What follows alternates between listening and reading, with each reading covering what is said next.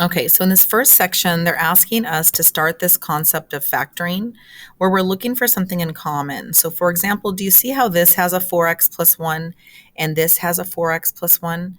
We're going to factor that out by writing it in front, and then we're going to put what's left over in the back. Okay, so that's what we're doing in each of these. Let's go check it out. Here's an example below. Notice that the 4x minus 10 appears in both.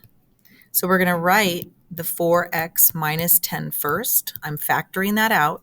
And then what's left over is going to go behind it, 9x and plus 2. So this comes from factoring that out. And then this comes from here. And the plus 2 from right there. How'd you do? That's what they're looking for you to do on the first section. Now the second section, I'm showing a little bit of work here in case you forget how to come up with factors. Factors are going through a list of numbers that can divide into my numbers. So for the factors for 36, 1 goes in, 2 goes in, 3 goes in, 4 goes in, but 5 doesn't go in. So notice it's not on my list. 6 does go in, 7 doesn't, 8 doesn't, 9 does. Then I go down the second list for 45. What divides into 45? 1, 2 doesn't go in, 3 does, 4 doesn't go in, 5, 6 doesn't go in, etc. And I have this list. To find the greatest common factor is to look at that list and see which number goes into both. That's the biggest number. And so in this case, even though 3 goes into both, that's not my greatest common factor, 9 is. Going over to the next group, first check between 8, 24, and 36. Does 8 divide into everything? Then that might be our common factor, but in this case, it's not. So what other numbers do divide into 8, 24, and 36? Make a list if you're not sure, but do you see that it's just 4? So some of you can make this list, some of you don't need the list, and you'll be able to easily see what number divides into both. That is your greatest common factor. Okay, let's go take a peek at the homework. Here we go. So again, this top section, this ready is asking us to factor. So do you see this 5x plus 3 in both of them? It's asking us to pull that out front and then to put the rest at the back, the 2x plus 7. Okay, over here, do you see this? X plus 1 in both. So we put that x plus 1 as factored out, and that leaves 8x plus 2. Here is an x minus 10, leaves you 6x minus 1. Here is a 3x plus 4, leaves you an x plus 5. Here is an 8x plus 3, gives you 3x minus 4.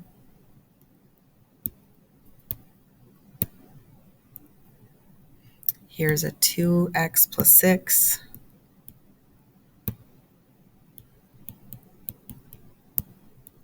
Leaves you a 5x plus 2.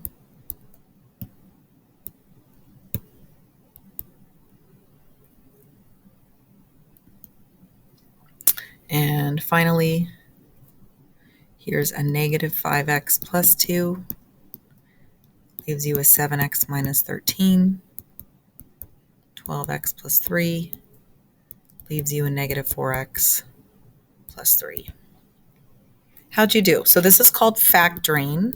We're factoring out a binomial.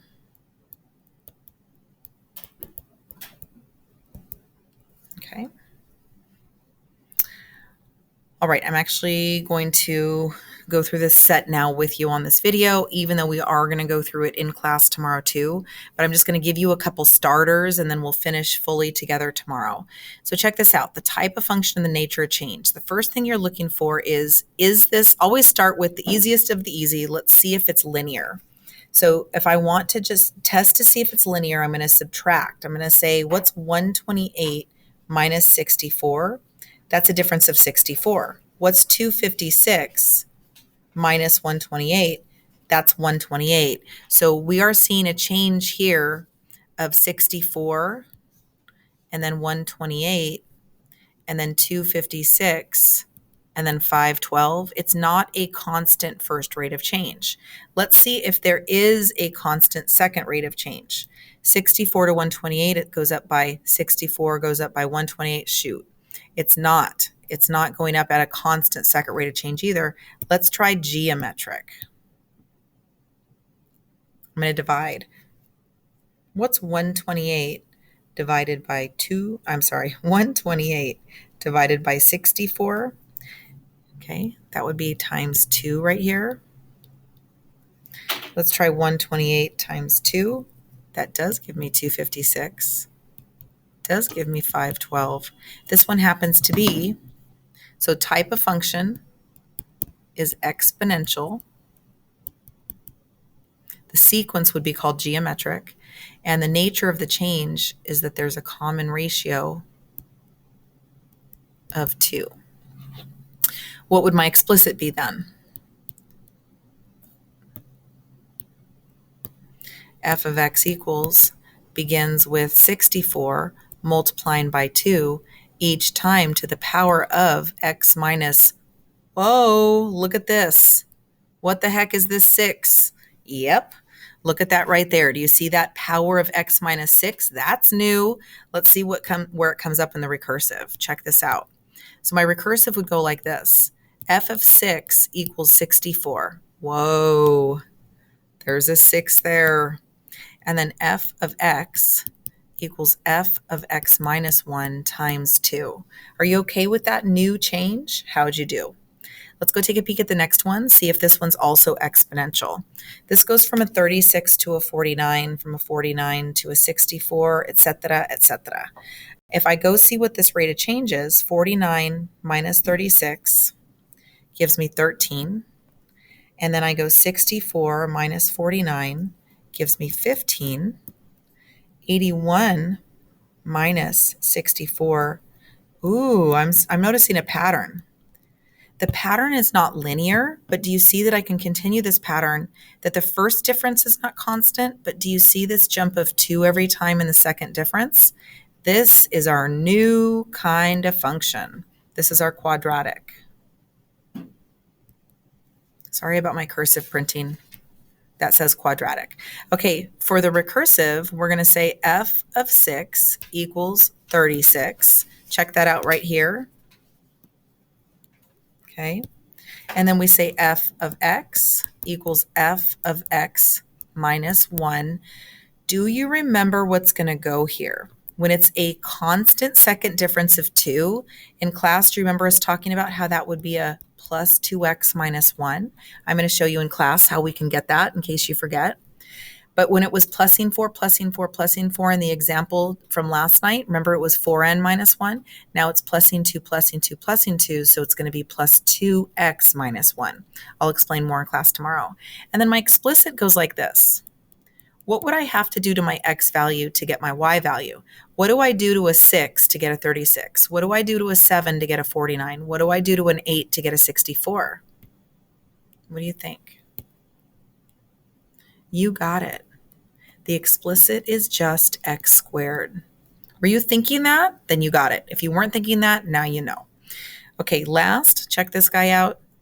Old school, just adding 2 every time. Oh, so nice. Look at that linear with that constant rate of change. That constant rate is just plus 2. My explicit's going to go like this.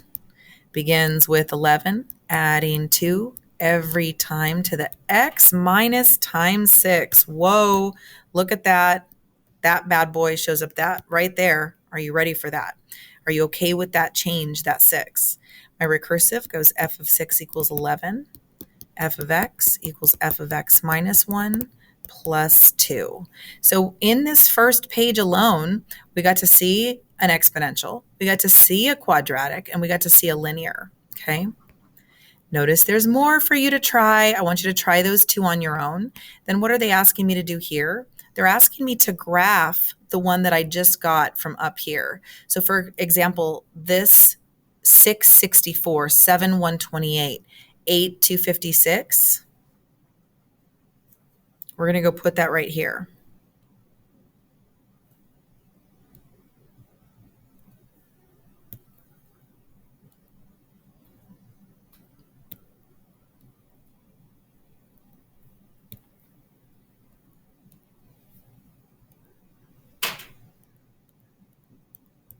So 1, 2, 3, 4, 5, 6, 7, 8, 9, 10. And this in this table goes to 10. So 664, I've got to go up high on this side graph. So if we go by, so there's 10 on the side. Let's number this.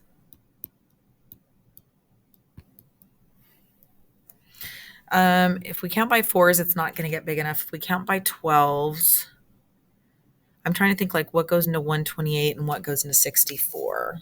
Give me a second.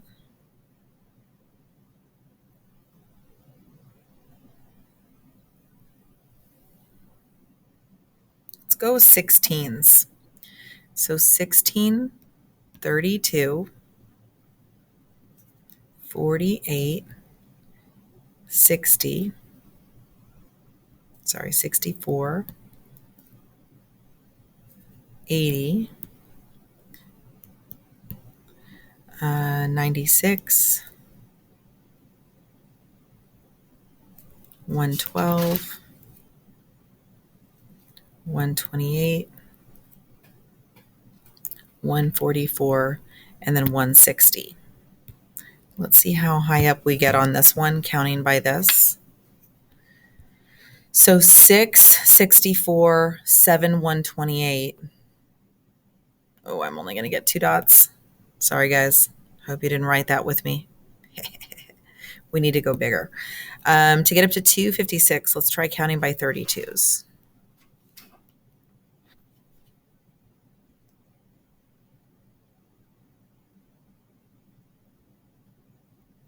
64 plus 32, 96 plus 32, 128 plus 32, 160, 192, 224. There's my 256. I'm at least going to get 3 dots now. 288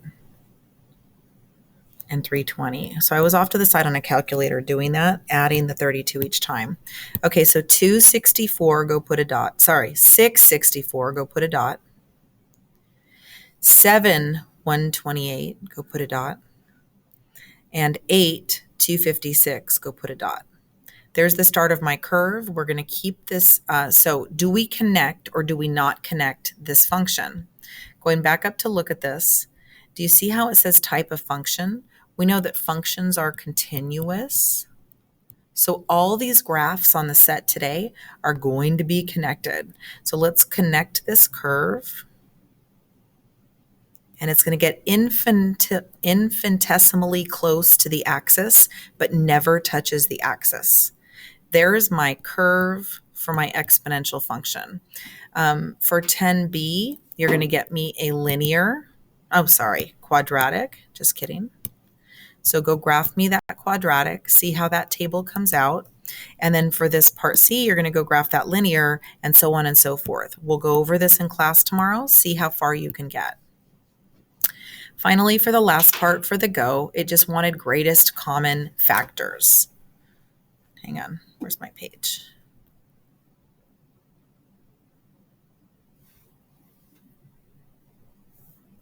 I did that.